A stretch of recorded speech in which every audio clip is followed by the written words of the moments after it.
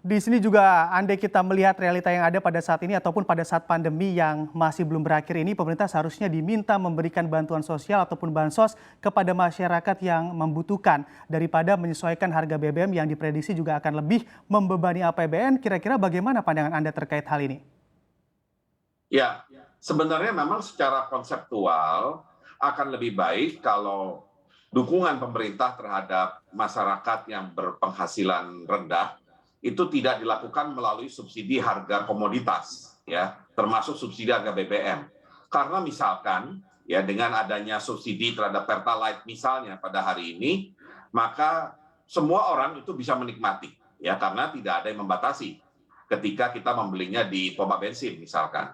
Ya, sedangkan kalau kita memberikan dukungan kepada masyarakat berpenghasilan rendah melalui semacam bansos, ya, yang programnya sebenarnya sudah ada, baik itu program Keluarga Harapan (PKH) maupun bantuan pangan non tunai, dan kalau datanya sudah semakin baik, jadi bantuannya tepat sasaran, maka itu sebenarnya jauh lebih bermanfaat daripada kita mensubsidi yang di satu sisi menguntungkan orang yang sebenarnya tidak perlu subsidi, dan kedua memberatkan APBN itu sendiri, ya. Meskipun tentunya bansos berasal dari APBN, tapi kalau targeted, ya, memang tepat sasaran, saya kira beban di APBN-nya tidak membuat kemudian bantuan atau dukungan pemerintah itu salah sasaran.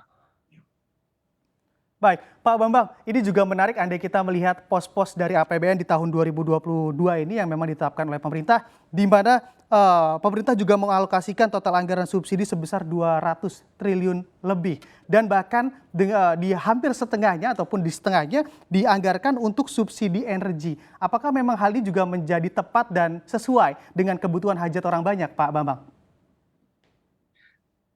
Tentunya tergantung pada kondisinya, ya. Kalau kita melihat bahwa hari ini yang namanya tadi bantuan sosial tepat sasaran itu belum bisa dijalankan secara sempurna, baik karena keterbatasan data atau masih kurangnya akurasi data, maka subsidi memang adalah jalan keluar, ya. Tetapi kita harus ingat, subsidi itu kalau kita terapkan kepada suatu komoditas, itu berarti akan menguntungkan semua orang. Memang secara umum akan meningkatkan daya beli. Kalau daya beli meningkat kan artinya ekonomi juga bergerak. Tetapi tentunya kita juga harus menghitung beban APBN itu sendiri, ya.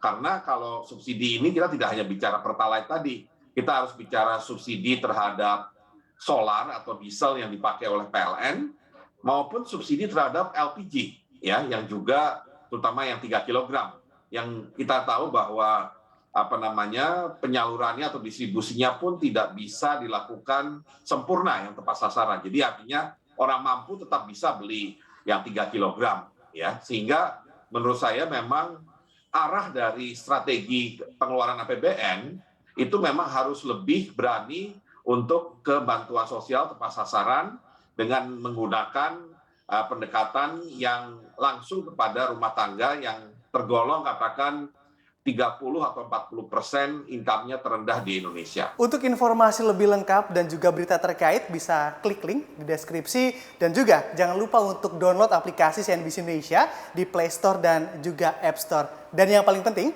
jangan lupa subscribe, ya.